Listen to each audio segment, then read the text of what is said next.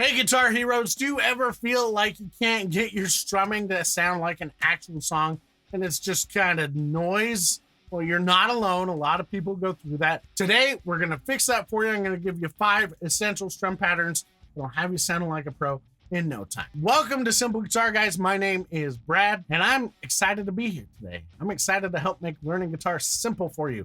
Hence the name, Simple Guitar. It should not be confusing. It should be fun. Now, strumming is the heartbeat of most guitar players playing. It's important, right? But a lot of people, when they focus on strum patterns, they actually miss some important things. So today we're going to break that down. And remember, you've got this. You can do this. I'm here to help you.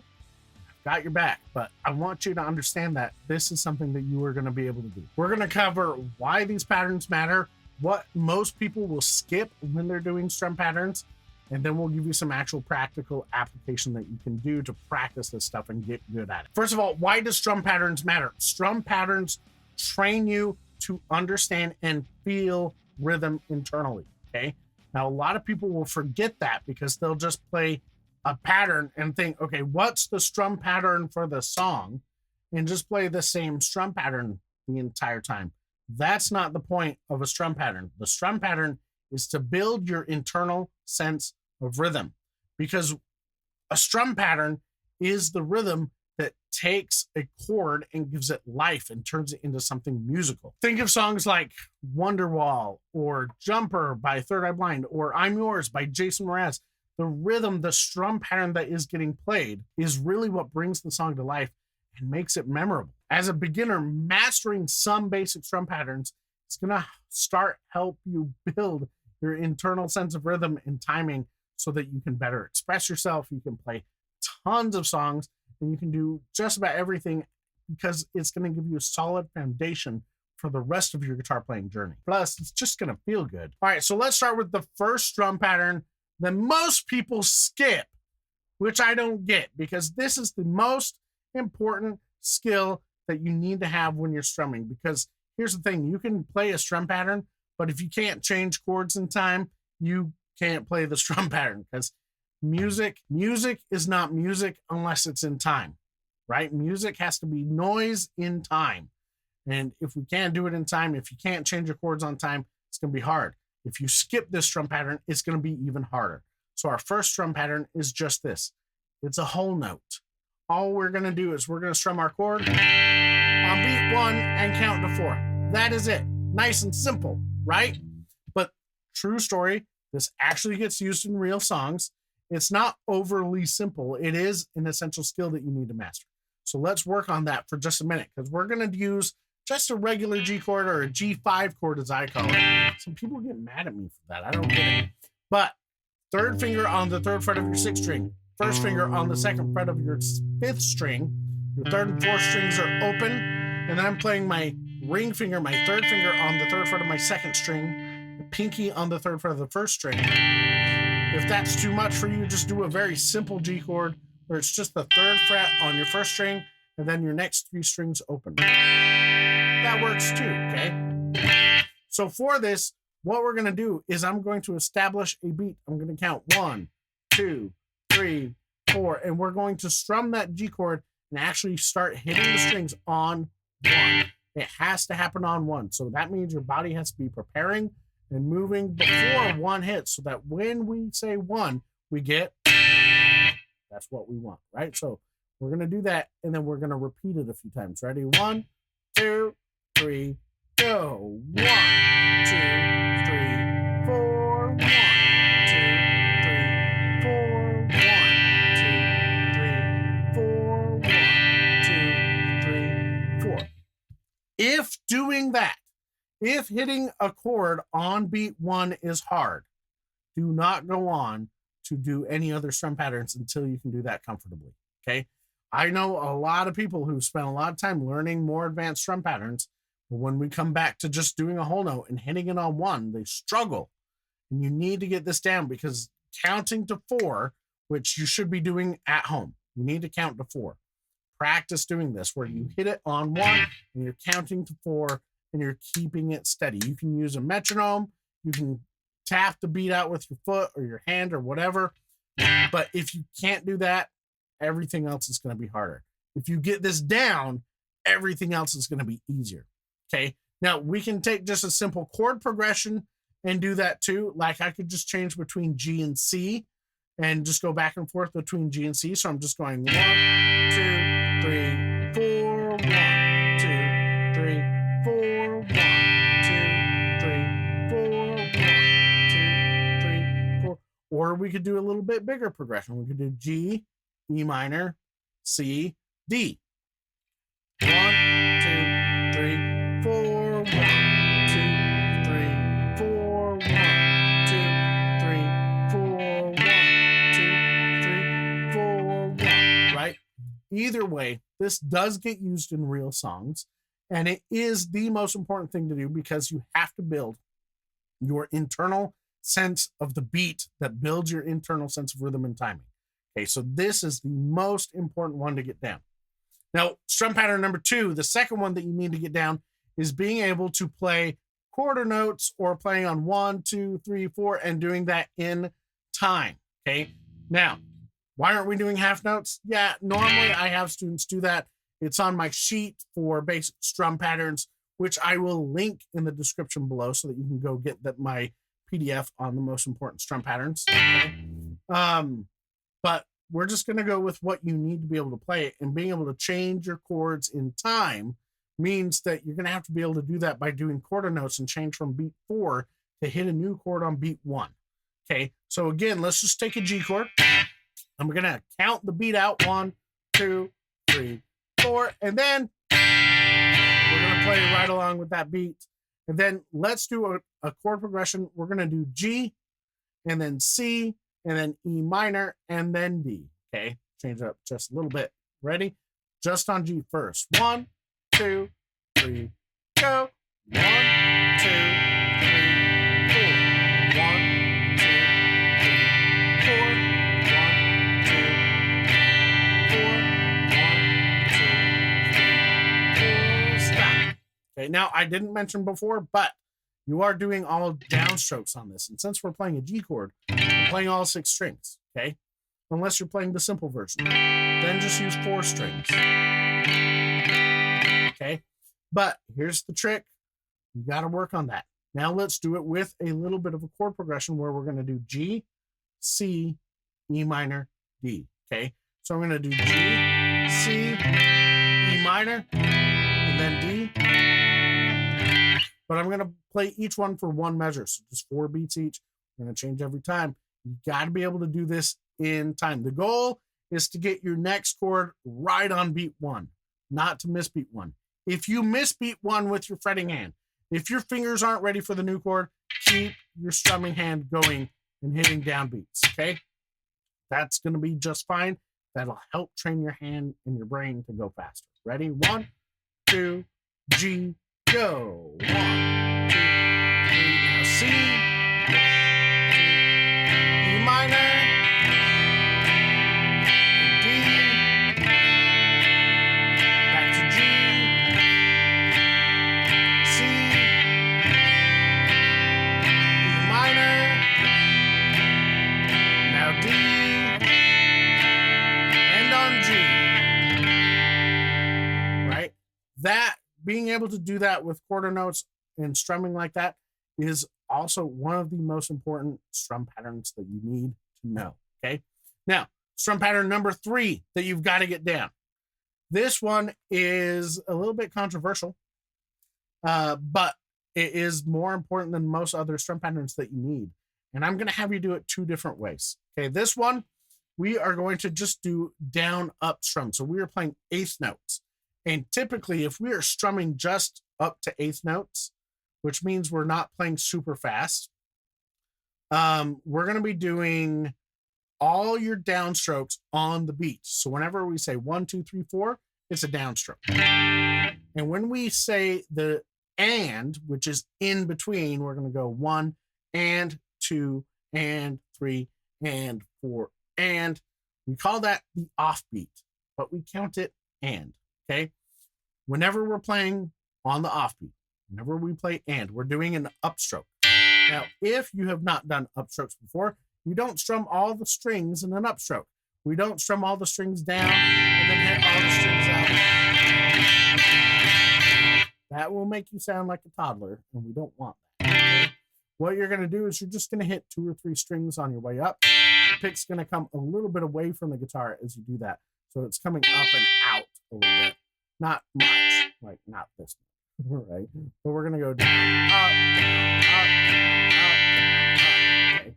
So with that, let's do that. We're going to do it just with G, and we'll do it with a chord progression. Here we go. 1, 2, 3, go.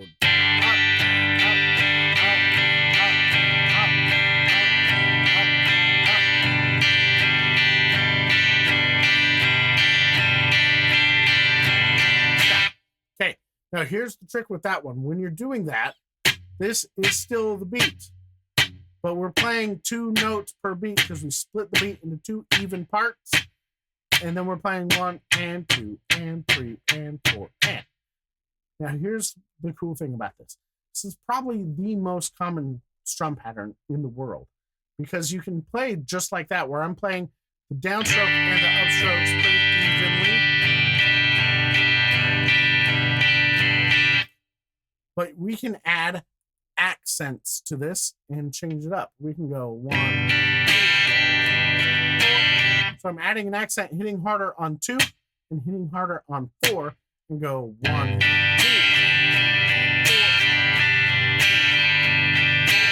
and speed it up just a little bit.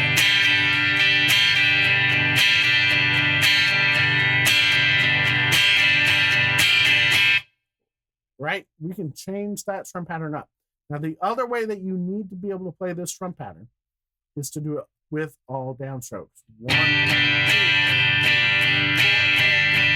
2 and 3 and 4. And let's try that together just on a G chord for fun. Okay, 1, 2, 3, go. 1, 2, 4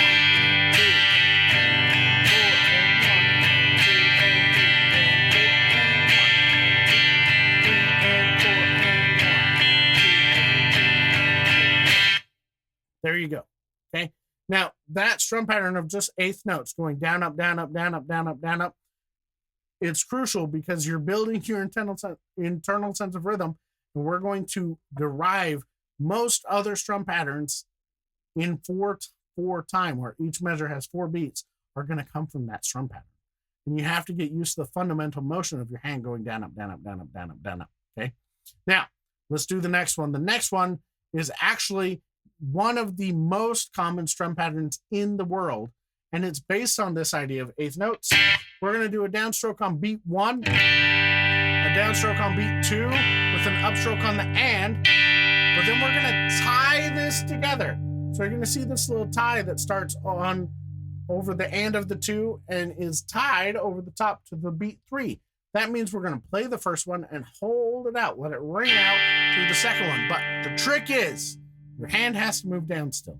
You just don't hit the strings. So you're going to go 1 and 1, 2 and 3. And then we're going to hit up on and then down up on 4. And, right? 4 and down up. Okay. So we're going to have 1, 2 and 4 and. You have to get the rhythm, the timing with your hand right to get the down, down, up, down, up. You have to get that right. Okay. That's tricky, throws people off for a long time. But if you get the down, up, down, up, down, up, down, up, and you're really used to that, it's going to make it a lot easier. So let's do that with just a G chord. Ready? 1, 2, 3, go. 1, 2, and down.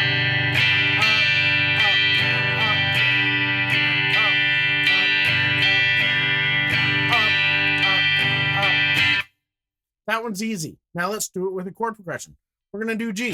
We're going to do D. We're going to do E minor. And then we're going to do C. Ready? 1, 2, G, go. D, E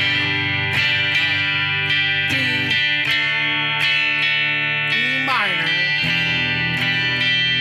C, back to G, D,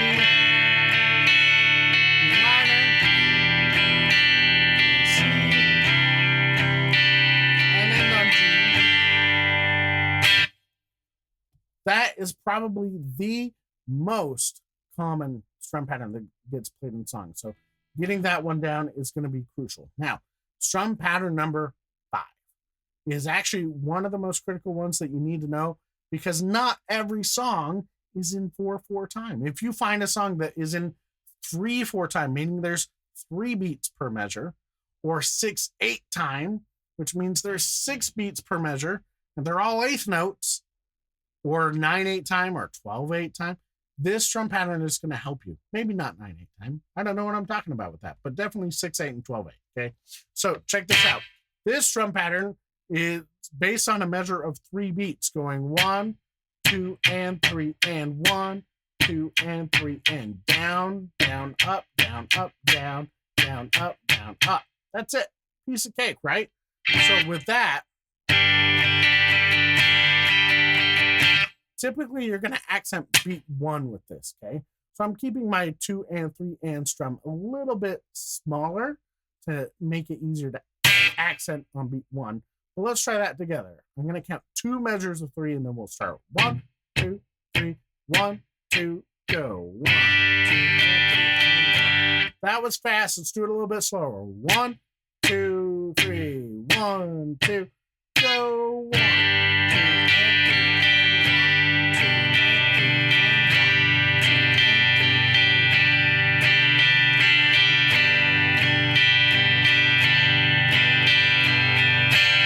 Now, let's do that with a chord progression. So we're going to do G. We're going to do E minor. We're going to do D. We're going to do C. And then we're going to play each one of those for 2 measures. So we're going to go down, down, up twice. 1, 2, 3, 1, 2, go. 1, 2, 3, 1, 2, E minor.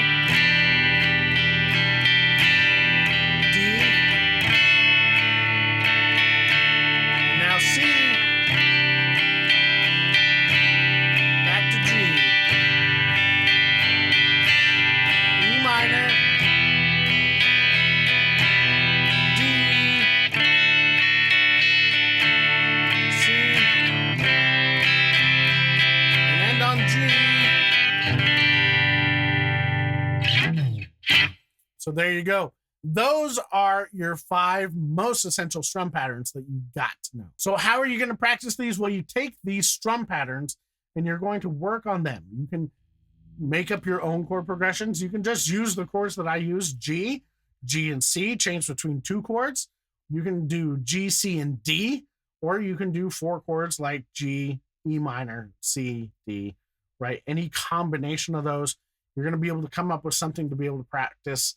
Or you can use chord progressions from your favorite songs. There's lots of things that you can do, okay? But you just spend time doing it. The more times you do it, the better you get in the shorter amount of time, the shorter window of time. The more repetitions, the faster you get.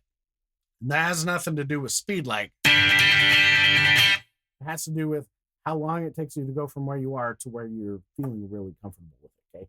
So spend some time each day consistently, get in as many repetitions on each of these strum patterns, and you're going to be really surprised if you're consistent with it, how fast you're able to get these down and have them sounding good. So there you go. Remember, strumming is your big ticket to making music that people are going to connect with and making it so that people enjoy listening to you. So keep strumming, keep working on this, stay consistent with it, and you're going to watch your confidence with the strumming really go up like a rocket. Okay. Now, if this was helpful for you, then I have more for you. I have another gift for you.